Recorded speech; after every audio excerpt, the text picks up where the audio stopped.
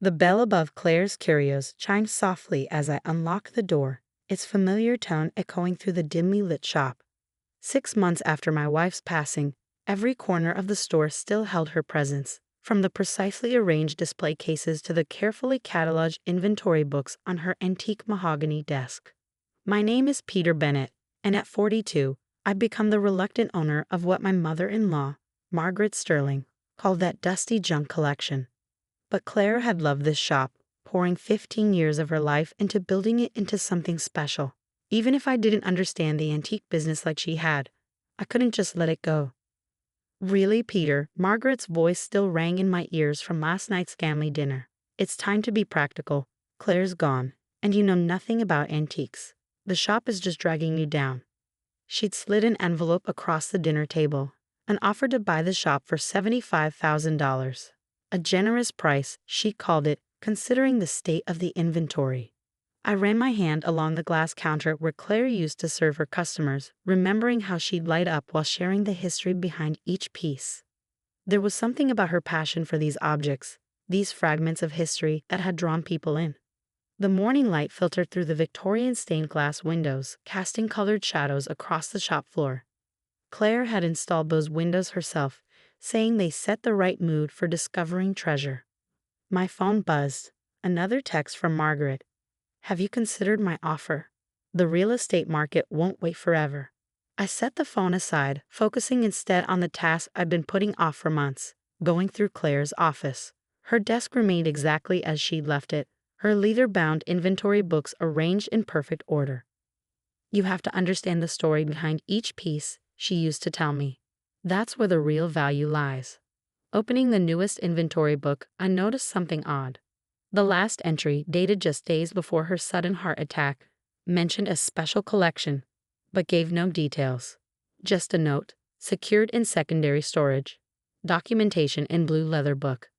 Blue leather book? I'd never seen one among her records. The shop's back room held additional inventory, but I knew every inch of it. Claire had been meticulous about storage, insisting that proper organization was crucial in the antique business. A knock at the front door interrupted my thoughts. Through the stained glass, I recognized Margaret's silhouette. Peter? I know you're in there. We need to discuss the shop's future. I stayed quiet, watching as she tried to peer through the windows. Something about her intense interest in buying the store had been bothering me. Margaret had always dismissed Claire's business as a hobby, barely disguising her disdain for what she called old junk. After she finally left, I returned to searching for the mysterious blue book. Claire's filing cabinets yielded nothing new, nor did her computer files. I muttered to myself.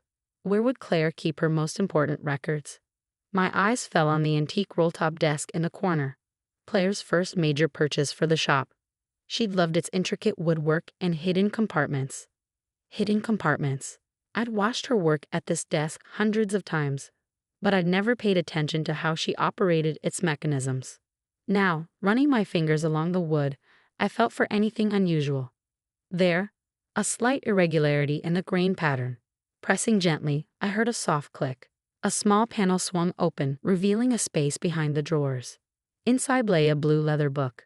The book's pages contained detailed descriptions and photographs of antiques I'd never seen in the shop. Rare pieces, valuable collections, items that seemed far more significant than the shop's usual inventory. But where were these pieces? The last page held another of Claire's cryptic notes. Remember the windows story. The stained glass windows. Claire had told me their history shortly after installing them. They come from an old estate sale, part of a larger lot she purchased. She'd been excited about their unique design, pointing out how the pattern. I stopped, staring at the central window. The pattern wasn't just decorative. It was a map. Moving to the back room, I studied the wall that had always been lined with storage shelves. According to the window's pattern, there should be something here. It took an hour of careful examination to find it, a seam cleverly hidden behind one of the shelving units. With some effort, I managed to slide the unit away from the wall, revealing a door. The key ring at my belt included several I'd never identified. One of them fit perfectly. The door opened into a room I'd never known existed. Motion sensors detected my presence, bringing soft lights to life, illuminating what could only be called a private museum. Display cases held antiques that took my breath away. Rare porcelain, ancient manuscripts, historical artifacts. Pieces that would be at home in any major museum. Each item had its own detailed documentation, explaining its provenance and significance. A letter lay on a small desk near the entrance, Claire's handwriting immediately recognizable. My dearest Peter, if you're reading this, you finally found my secret. This collection represents 15 years of careful acquisition and research, pieces too important or valuable to display openly in the shop. Margaret knows about some of these pieces. She's been trying to discover their location for years, ever since she realized what I was quietly building. She never understood that true value isn't just in an object's price, but in its history, its story, its place in the narrative of human experience. I'm sorry I kept this from you, but I needed to be sure everything was properly documented and secured. The blue book contains all the details you'll need. Take care with this collection, my love. It's more than just valuable antiques. It's a legacy of stories waiting to be shared. All my love, Claire. My phone buzzed again. Margaret, of course. Peter, be reasonable. The shop is just a burden to you now. My offer is more than fair. I smiled, thinking of all the times Claire had talked about hidden treasures and stories waiting to be discovered. Even now, she was teaching me to look deeper, to see beyond the surface. The antique shop wasn't just a dusty collection of old things. It was Claire's carefully crafted masterpiece, and my mother-in-law knew it. She just didn't know that I'd finally discovered the truth. Tomorrow's meeting with Margaret would be very interesting indeed. I spent the entire night in Claire's secret room, studying her meticulous documentation. Each piece told a story more fascinating than the last. A 16th century Ming vase acquired from a small estate sale in Wisconsin, its true value hidden beneath years of neglect. A set of Civil War-era documents revealing previously unknown details about key battles. A collection of Art Deco jewelry with direct provenance to the original designer.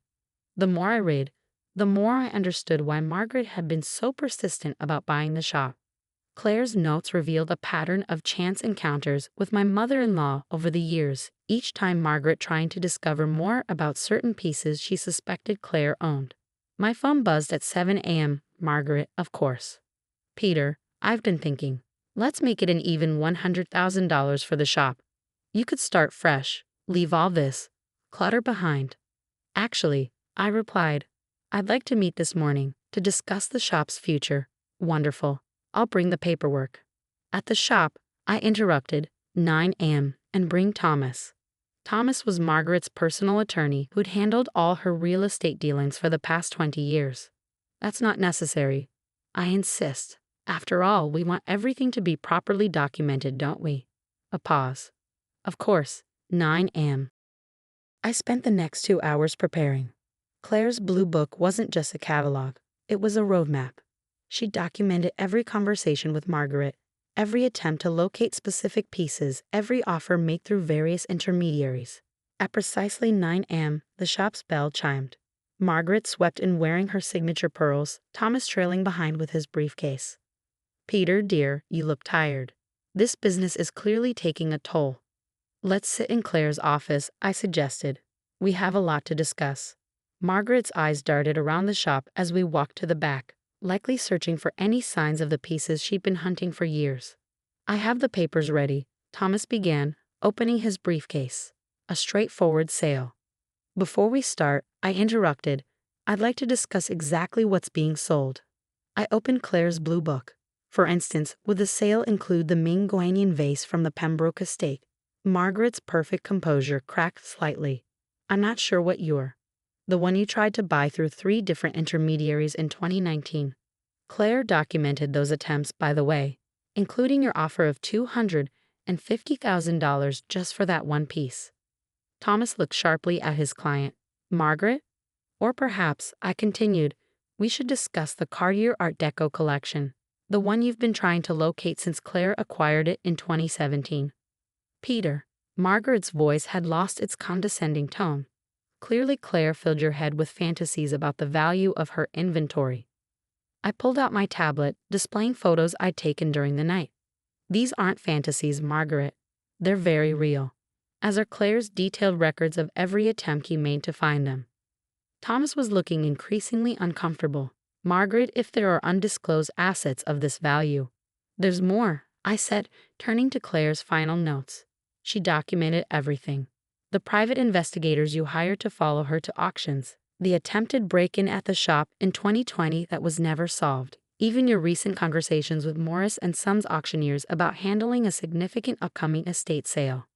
Margaret's face had turned an interesting shade of pale. You have no proof. Actually, I do. Claire was very thorough.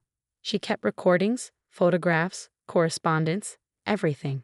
She knew you'd make your move eventually. She just didn't expect it to be after she was gone. The offer stands at $100,000, Margaret said stiffly. For the entire business. I smiled, thinking of Claire's final letter. Let me share some numbers with you. The Ming vase, recently appraised at $400,000. The Civil War documents, museums are already expressing interest, estimating around $750,000. The Cartier collection, nearly $2 million on today's market. Thomas was frantically taking notes. Margaret, if these items exist. They exist, I assured him, along with about 30 other major pieces, all fully documented. Conservative total value, around $8 million. The silence in the office was absolute. So, I continued, here's my counteroffer. You will formally withdraw all interest in buying the shop. You will cease any attempts to acquire information about or access to Claire's collection. In return, I won't share Claire's documentation of your activities with the relevant authorities. You're blackmailing me. Margaret's voice shook with rage. No, I'm protecting my wife's legacy, the legacy you tried to steal for pennies on the dollar. Thomas cleared his throat. Perhaps we should discuss this privately, Margaret. One more thing, I added. Claire left specific instructions about each piece, which museums she promised items to, which collections she was building, which stories she wanted to tell. I intend to honor those wishes. You know nothing about this business, Margaret spat. You'll ruin everything she built. Actually, Claire left very detailed instructions, and she hired someone to help me, someone who should be arriving right about. The shop's bell chimed. Now. Sarah Chen walked into the office, her museum curator's credentials on prominent display. Sorry I'm a bit early, Peter. Traffic was lighter than expected. Sarah worked with Claire for the past 3 years, I explained to Margaret's shocked face, planning the next phase of the collection. The phase Claire knew she might not be here to implement herself. Sarah nodded. We've already begun discussions with several museums about rotating exhibitions. Claire's collection is going to revolutionize several fields of study. Margaret stood abruptly. Thomas, we're leaving. One moment, I said, holding up Claire's blue book. I need your signature on this agreement. A simple document stating you have no interest or claim in Claire's curios or its assets. Sarah witnessed my signature this morning. With trembling hands and barely contained fury, Margaret signed. As she stormed out, Thomas lingered. For what it's worth, he said quietly, Claire was always very kind to me, even when she knew I was working against her interests. After they left, Sarah and I toured the secret room, planning how to implement Claire's vision. Each piece would be properly displayed, its story shared, its significance celebrated. Over the next year, Claire's collection gained international recognition. Museums around the world feature her pieces, scholars study her documentation, and a new generation of collectors learned from her meticulous research. Margaret moved to Florida, presumably to escape the constant reminders of what she'd lost. The art world buzzed with speculations about how she'd missed such a significant collection right under her nose. I kept the shop open, learning the business just as Claire had planned. Sarah's expertise and Claire's detailed notes guided me through the intricacies of the antique world. Last week, a young collector visited the shop, admiring Claire's stained glass windows. There's always more to things than meets the eye, I told her, sharing a lesson my wife had taught me. Every piece has a story if you take the time to look deeper. The shop's bell still chimes with the same tone, but now it sounds different to me. It's not just marking the arrival of customers, it's celebrating the continuation of Claire's legacy, a legacy built on passion, integrity, and the understanding that true value isn't always visible on the surface. In the evening after closing, I often stay at Claire's desk, reading through her notes, learning something new each time. The blue book stays locked in the safe now, but I don't need it anymore. Its most important lesson is etched in my memory. Sometimes the greatest treasures are the ones hidden in plain sight, waiting for someone to care enough to discover their true worth. The secret room has become a private museum, carefully climate controlled and secured. But its greatest security isn't in the alarms or locks, it's in the network of relationships Claire built, the trust she earned, and the respect she commanded in a world where reputation means everything. Every piece has two values, Claire wrote in her final notes: the price it can command and the story it can tell. Always choose the story. I've learned to see the shop through her eyes now. It's not just a business, it's a collection of stories, each one waiting to be discovered, preserved, and shared. And in the end, that's worth more than any price Margaret could have offered. As I write this from Claire's old desk, watching the evening light play through her stained glass windows, I understand what she meant about treasures hiding in plain sight. The real treasure wasn't in a secret room or the valuable antiques. It was in the legacy of curiosity, integrity, and passion she left behind.